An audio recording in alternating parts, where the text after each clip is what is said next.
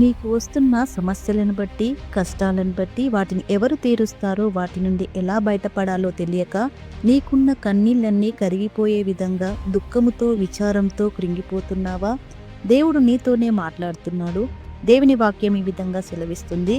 మొదటి సమూయేలు పుస్తకం 1వ అధ్యాయం 10వ వచనం ప్రకారము, హన్నా మిక్కిలి విచారంతో ఉండి చాలా దుఃఖించి ప్రార్థించింది. పరిశుద్ధ గ్రంథంలో హన్నా అనే ఒక స్త్రీ తనకున్న దుఃఖాన్ని బట్టి, బాధలను బట్టి ఆమెకు ప్రార్థించాలనే మనస్సు కలిగింది. తన బాధలన్నీ ఎరిగి తనపై జాలి కలిగి తన ప్రార్థనను వినగలిగే నిజదేవునికే అనగా ఈ సర్వ సృష్టిని సృష్టించిన సృష్టికర్తకు ప్రార్థన చేసింది.